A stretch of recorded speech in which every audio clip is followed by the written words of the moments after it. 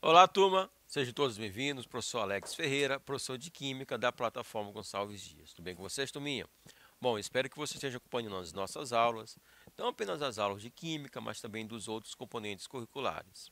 E principalmente, esperamos que vocês estejam se dedicando aos estudos. Turminha, como primeira dica, caderno, lápis, caneta, borracha, para fazer as devidas anotações ao longo do vídeo. Então você está acompanhando, certo? E aquelas informações que você achar interessante e importante, você pode printar a tela e passar para o seu caderno. Beleza, turminha? Bom, estamos em uma série de aulas relacionadas ao primeiro ano do ensino médio. Estamos trabalhando a ideia de atomística, o estudo dos átomos, a composição, os modelos atômicos, as diversas características e semelhanças atômicas. Beleza? E no nosso vídeo de hoje estaremos fazendo uma revisão da atomística através da resolução de exercícios. Então, nós temos alguns exercícios, vamos estar respondendo, comentando, explicando cada detalhe, beleza? Então, é importante que você fique atento e sempre printe a tela para passar essas questões para o seu caderno, beleza, turma? Bom, a gente vai iniciar trazendo uma breve revisão dos modelos atômicos, ok? Lembrando que os átomos são partículas muito pequenas. Então, para compreender o mundo macroscópico, é interessante a gente criar modelos para explicar esse mundo microscópico, beleza? O primeiro químico a trazer uma ideia de como o átomo seria o Dalton, o modelo de Dalton. Esse modelo ficou conhecido como modelo bola de bilhar. Por quê? Para Dalton, o átomo era uma esfera, certo? Uma bolinha maciça, indivisível. Cada elemento químico, ou seja, cada tipo de átomo, teria uma esfera com um tamanho próprio e uma massa específica. Então, os diferentes elementos químicos, bolinhas diferentes e massas diferentes, certo? Mais para frente, se percebeu que a matéria apresentava um caráter elétrico. Então, os átomos deveriam também apresentar esse caráter elétrico. Aí nós vamos para o modelo de Thomson, também conhecido como modelo pudim de passas, beleza? O pudim seria o átomo, a massa do átomo positiva, beleza? A extensão do átomo positiva. E as passas, a gente pode trazer aqui, pode falar também as ameixas, certo? Seriam os elétrons que estariam encaixados nesse pudim, nessa massa positiva do átomo, ok? Bom, um pouco mais para frente, já estamos aí no início do século, no final do século XIX, início do século XX, a ciência descobre os fenômenos radioativos, a radioatividade. E o Rutherford, ele estabelece um experimento, e a partir desse experimento, o Rutherford, ele conclui que o átomo não é uma esfera maciça. Na verdade, o átomo ele é composto por duas regiões. Nós vamos ter o núcleo e a eletrosfera.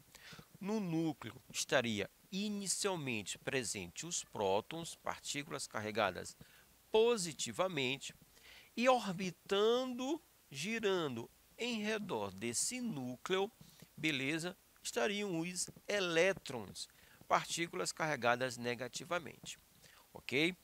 Bom, entre o modelo de Rutherford e o modelo de Rutherford-Bohr, ou apenas modelo de Bohr, ok? Nós temos a descoberta do nêutron, que na verdade, a terceira partícula subatômica. O nêutron está presente no núcleo e eles funcionam como uma espécie de cola. Neutro porque não tem carga elétrica, e eles vão segurar, reter esses prótons. Porque nós sabemos que partículas de mesmo sinal, ok, de mesmo tipo de carga, se repelem. Então, se tivermos no núcleo 2 prótons, 3 prótons, a tendência é que haja essa repulsão. Não acontece por quê? Porque nós temos os nêutrons que seguram os prótons, certo? Bom, o modelo de Rutherford-Bohr, né, é um aperfeiçoamento do modelo de Rutherford estabelecido por Niels Bohr.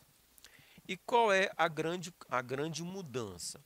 Bom, a mudança não foi no núcleo e sim na eletrosfera. Os elétrons, né, estão verdadeiramente girando em torno do núcleo. Beleza. Só que em órbitas estacionárias. Dentro dessas órbitas, os elétrons podem girar sem ganhar ou perder energia, certo? O Bohr estabelece que inicialmente nós temos 7 camadas ou 7 níveis. E se os elétrons receberem energia, uma energia externa, eles vão poder saltar para níveis mais externos. Quando essa energia, né, ela é findada, esse fornecimento, né, ele acaba, os elétrons eles vão voltar para os seus níveis originais, devolvendo o que receberam na forma de energia, na forma de luz. Tranquilo? Bom, além dos modelos atômicos, a gente precisa lembrar que as partículas subatômicas, prótons e nêutrons, ok? E eles estão presentes no núcleo, prótons, partículas positivas. Os elétrons estão presentes na eletrosfera e são as partículas carregadas negativamente, certo? O número atômico é a quantidade de prótons que um átomo possui e o número atômico é o seu RG, a sua identidade. O número de massa é justamente o somatório de prótons e nêutrons, porque se percebeu que a massa do átomo, né, boa parte da massa do átomo está presente no núcleo. E o que nós temos no núcleo? Prótons e nêutrons, certo? Um átomo ele pode perder elétrons, tornando-se um íon positivo, e aí vai receber o nome de cátion. Ou então o átomo pode ganhar elétrons, tornando-se um íon negativo com o nome de ânion. Show de bola? Átomo positivo, íon, ele vai ser chamado de cátion. O átomo negativo, né? Ele é negativo porque ele ganhou elétrons, vai ser chamado de ânion. Beleza? Isótopo, mesmo número atômico, são os elementos que apresentam o mesmo número atômico. Isóbaros são os elementos que apresentam o mesmo número de massa. Isótonos são os elementos que vão apresentar a mesma quantidade de nêutrons, e aí eu vou ter diferença na quantidade no número atômico e no número de massa. Isoeletrônicos, átomos que apresentam a mesma quantidade de elétrons. Beleza? Então vamos às questões. Olha só, turminha. Em alguns xaropes contra a tosse, usa-se o ânion monovalente derivado do átomo de iodo. E aí, rapidinho, olha só. O iodo, eu tenho um número que aparece embaixo e um número que aparece em cima. O número que aparece embaixo, número 53, é o seu número atômico, que é a quantidade de prótons. Em cima, nós temos o número de massa, que é o somatório de prótons com os nêutrons. Ok? Então, derivado do átomo de iodo, o iodo 127. E no tratamento de distúrbios da tireoide é utilizado o átomo do iodo 131. Considerando os átomos iodo 127 e iodo 131, ok? Pode-se afirmar que, aqui nós temos algumas afirmativas. Show de bola? Deixa eu passar aqui para a próxima tela. Olha só. Estes são isótopos verdadeiros. Por que eles são isótopos? Porque eles apresentam o mesmo número atômico. O número atômico é o valor que aparece embaixo. Ok? 53, 53. Tanto é que os dois são são iodos. Beleza? Então, são isótopos. 2, né? Estes apresentam o mesmo número de prótons e de elétrons. Como eles são isótopos, vão ter o mesmo número atômico, Z. Z representa a quantidade de prótons. Então, sim, eles vão ter a mesma quantidade de prótons. como a gente observando, beleza? A gente não detecta nenhuma carga positiva nem negativa, eles não são íons. Então, como eles vão ter a mesma quantidade de prótons, eles também vão ter a mesma quantidade de elétrons. Então, verdadeiro. Estes apresentam o mesmo número de nêutrons? Não. E eu percebo isso porque as massas são diferentes. Lembrando que a massa é o somatório de prótons com nêutrons. Como eles apresentam a mesma quantidade de prótons, né, 53, mas valores de massas diferentes, então é claro que eles vão se diferenciar da quantidade de nêutrons. Por isso que os resultados do somatório vão ser diferentes. Seus ânions monovalentes apresentam 52 elétrons, ok? Seus ânions. Então, esse termo aqui é importante, né? Acabei de explicar na revisão. Então, ânions são os átomos carregados negativamente. E se eles são carregados negativamente, porque eles ganharam elétrons.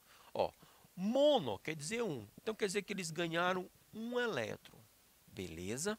Turminha, ele neutro, ele vai ter 53 prótons, 53 elétrons. Se ele ganhar mais um, turma, 53 mais 1, 54. E não 52. Por isso que é falso.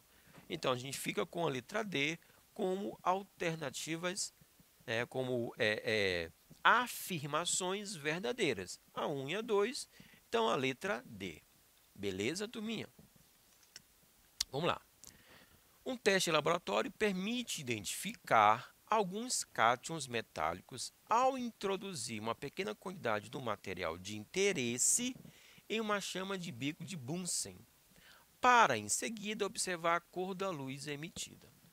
A cor observada é proveniente da emissão de radiação eletromagnética ao ocorrer Então, ao ocorrer o quê? Turminha, então, um metal, né, ele sendo colocado na chama, nós vamos ter a emissão de uma luz, né? Eu vou ter uma coloração para aquela chama.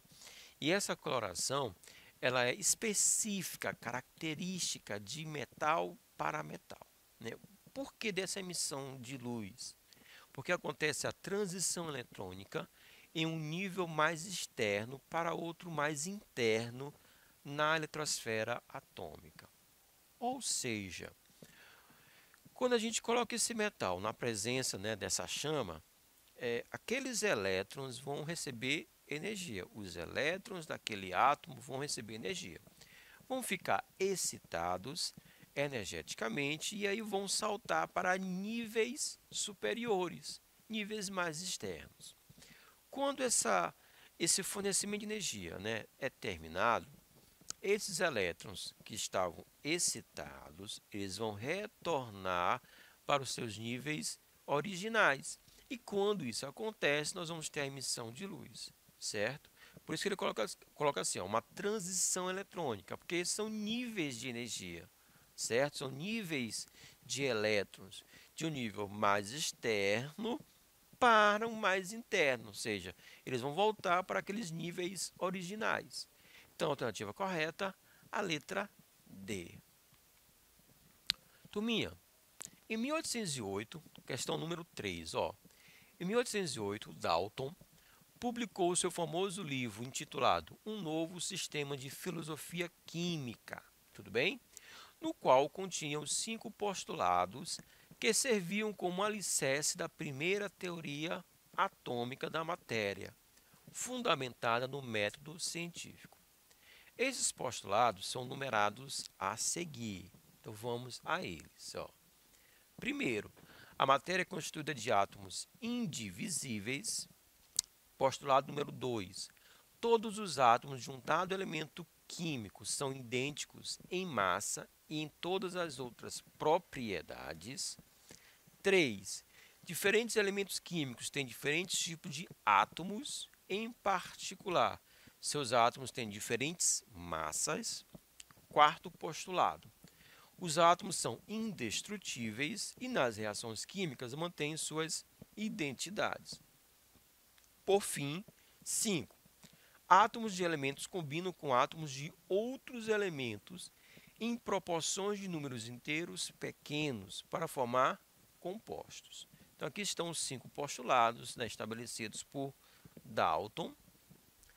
Após o modelo, né, de Dalton, outros modelos baseados em outros dados experimentais evidenciaram, entre outras coisas, a natureza elétrica da matéria, a composição e organização do átomo e a quantização da energia do modelo atômico. Tudo bem? Aqui nós temos um trecho retirado, né, desse artigo científico. Com base no modelo atual que descreve o átomo, qual dos postulados de Dalton ainda é considerado correto? Lembrando, né, se você ficou atento, né, esse enunciado do modelo de Dalton, 1808. Então, desde então, né, muitas descobertas aconteceram e nós temos muitos modelos, né, que vieram em seguida. Tanto é que eu apresentei para vocês, né, os principais.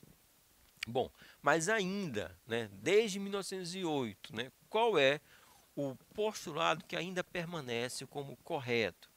E aqui nós temos a alternativa, a letra E, o postulado número 5, que diz, ó, os átomos de elementos combinam com átomos de outros elementos em proporções de números inteiros pequenos para formar os compostos.